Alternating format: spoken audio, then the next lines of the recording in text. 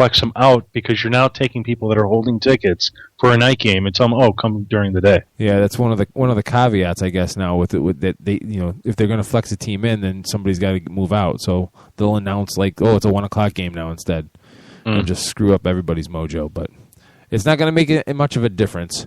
So, Ian, can I tell you, if you look at the numbers from that night, and I understand that the Cowboys dominated that game. I mean, on paper, Jay Cutler had an outstanding game.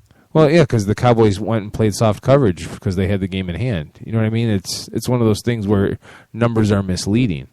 But the part that frustrated me the most about this game in the aftermath is that I was producing Bob Sullivan's show, and so I'm on TweetDeck, and I've got the multiple Twitter accounts going, and I'm watching the game on my iPad, and everyone is just all about Cutler and the interception to end the game. Oh, Cutler doesn't do it again. Cutler doesn't do it again.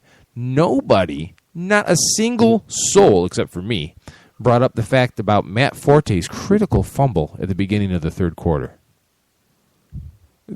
Forte is one of those guys that flies under the radar because he is so good and doesn't usually make mistakes. But that fumble was as crucial as anything Jay Cutler did yesterday or that day. In my personal opinion. But yeah, I mean, the bottom line is the Bears just couldn't contain the Cowboys in any way, shape, or form. And if it wasn't, but for the fact, as you point out, the soft coverage in the second half, I mean, the Bears would have been demolished in this game. Yeah. DeMarco Murray, 32 carries for 179 yards. Yeah. This is exactly what the Cowboys needed. They needed a get-well game after that deplorable loss to the Eagles, because here they go. Now they're traveling into Philadelphia to play the Eagles on their home turf, and they're in a must-win situation. They have to win this game. Yeah, this is a season where everything has gone, well, for the most part, everything's been roses for the Cowboys when they've done what they've wanted to do. Sometimes the games that they've lost, it seems like they haven't been able to establish Murray as well as they would have liked, and have gotten out of it. But Murray was also their most targeted receiver in that game. Two more targets than Des Bryant in that game. I mean, think about it. This is the first time they've had a winning record in a few seasons, and they still may not win their division. I know. And they were in it those two other seasons, like until the very end of the season, last game.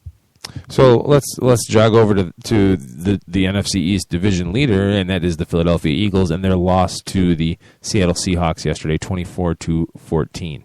Well, here's the thing: Sanchez, 10 of 20 for 96 yards. He's not asked to do a whole lot in this offense, except not turn the ball over, which he did. He threw a pick, but this is supposed to be all about Shady McCoy or Darren Sproles in this offense.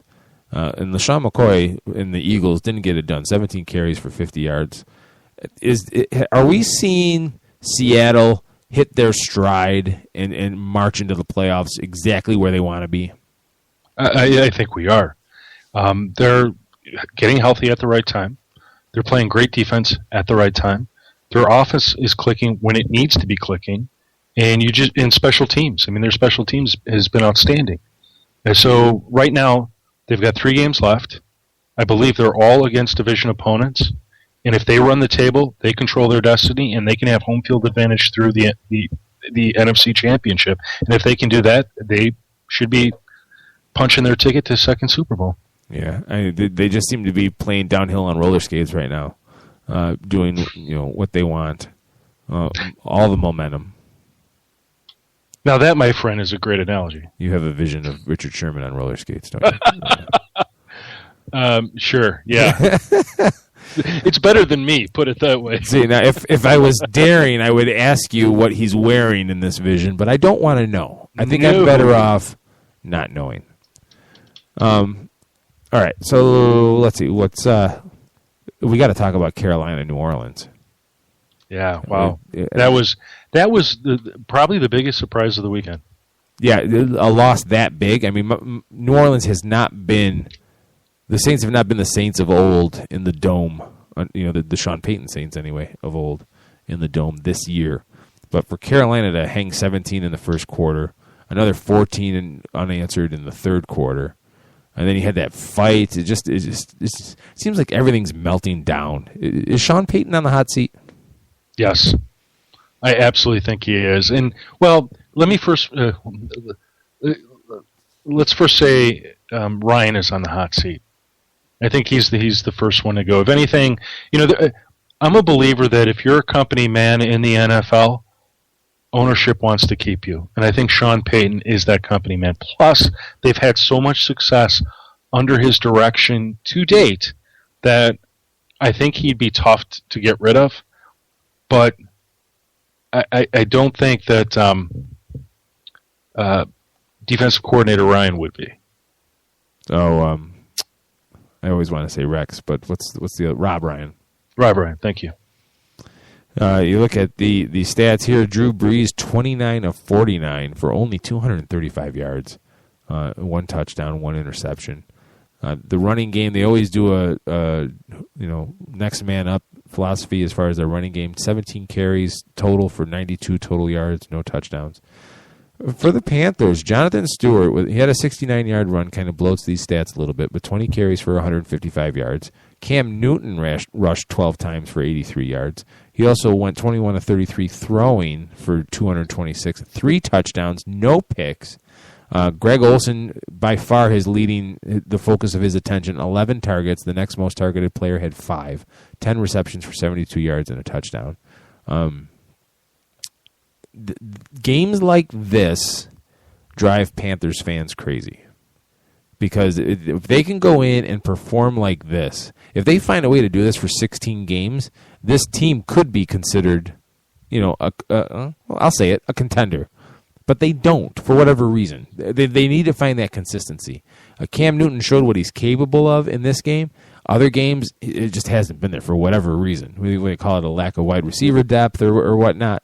But I think this game showed you what Carolina could do. I still don't think it's enough to save Ron Rivera's job. I'll tell you what. The Panthers have the sort of schedule that could save Ron Rivera's job. In the next 3 weeks, they're playing the Buccaneers, the Browns, and at the Falcons. Their toughest game is clearly the Browns game. But the Buccaneers and Falcons, they're both winnable games for them. And in that process, Cam Newton could look good. Jonathan Stewart, I think, is going to look fantastic. In fact, at thefantasygreek.com, our waiver wire report is up. Go check it out. Our top running back waiver ad is Jonathan Stewart. If he's out there, you go get him and plug him in because it looks like he's going to be toting the rock the rest of the way. D'Angelo Williams, he's still got that broken finger. And, I hate to say it, I think the Panthers are going to look to not turn the page on him, that's the wrong way of putting it, but just sticking with Jonathan Stewart because it's about time that Jay Stu contributed at this kind of a level. Yeah, that's it's just one of those things. It just drives you crazy. You know what else drives me crazy? Tell me, Keith, tell me. Jim Harbaugh rumors. Yeah. Oh my God. Oh, I hate them too. It's annoying. They're deplorable. It's annoying. First of all, how does an organization that dislikes? Well, if it's true, if all this is true, and the more you hear it, the more you think it's true. How is it that an organization can let this kind of information leak? You have to assume that it's not true, because Why would you allow this information to leak? Right. Somebody would have. Well, I don't know that you can assume that. But you kind of hope that it's not true. I mean, the way that they were talking about it on ESPN tonight, it's a done deal. The guy's gone. I just don't see that. I mean, you're going to look at everything that's going on with the San Francisco 49ers, and you're really going to pin this all on Jim Harbaugh?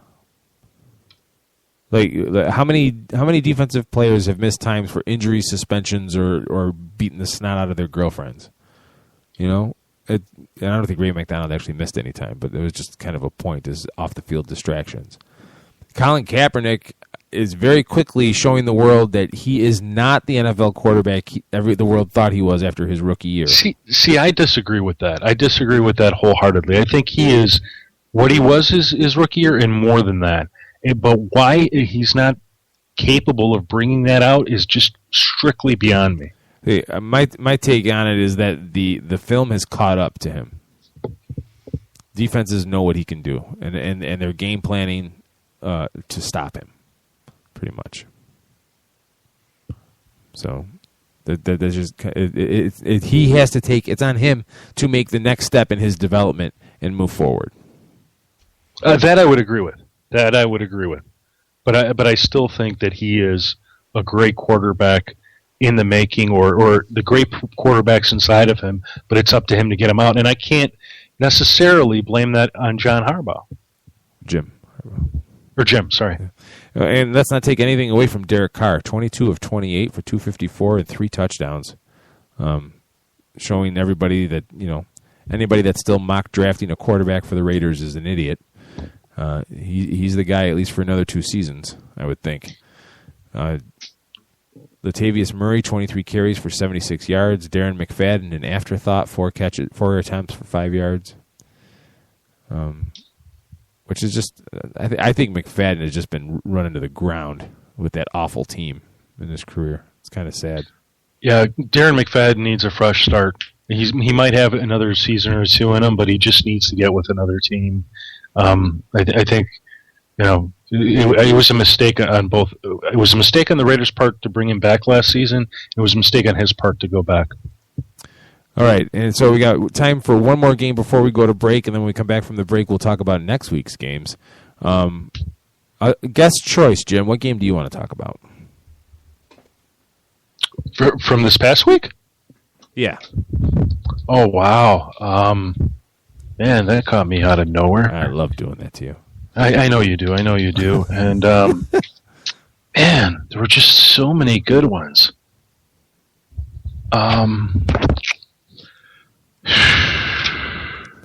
Patriots Chargers. Yeah, you're reading my mind. I should have just taken the pressure off you and just gone there. No, that's okay. I'm glad I got to page through and I saw it and I'm like, bingo, there it is. Bring on this game right now. You talk about teams that are going to regret losses. The Chargers needed this game, in my mind, in my opinion.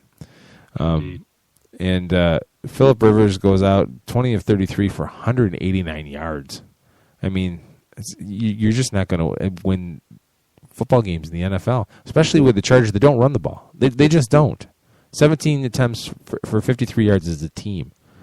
And for the Patriots, well, they don't run the ball any better, really. 28 carries for 87 yards, averaging 3.1 yards per carry. But they have this guy named Brady. And 28 of 44 for 317 and 2 touchdowns. Yeah, he had a pick, but he also had a 69-yarder. Julian Edelman getting 12 targets, 8 catches for 141 yards and a touchdown. Gronkowski, 11 targets, 8 catches, 87 yards and a touchdown. I was watching the NFL Red Zone channel, so they're popping in and out of the games and everything like that. And the Patriots' defense has done a good job of really frustrating opposing defenses or opposing offenses as far as not being able to let them get into any kind of a rhythm. And I think when you play a game like the Chargers play, where you don't run the ball very often or very well, you really play right into their hands. And if you're not going to complete every pass for 6-7 yards an attempt, then you're really going to shoot yourself in the foot. I don't know. What's your take on that? Well, first off, I think the Chargers gave up on their running game way too early. I'm not even sure that there were 10 total carries in the game. Ryan Matthews had 11. Okay. So let's say there were 15. And he got 44 yards on those. There were 17 total carries for 53 yards. Okay. So they didn't fully commit to the run, which is one thing they probably should have done. They were never completely out of this game. I mean, the final score was only 23-14. The one thing that concerns me is the Chargers are only going to go as far as Phillip Rivers can carry them, and sometimes they're going to have somebody else step it up, like Ryan Matthews in the running game. And I was a little bit stunned at Phillip Rivers in that he wasn't able to do a little bit more against the Patriots given the array of weapons that he has in the team. And what I mean by that is this. Before this game, I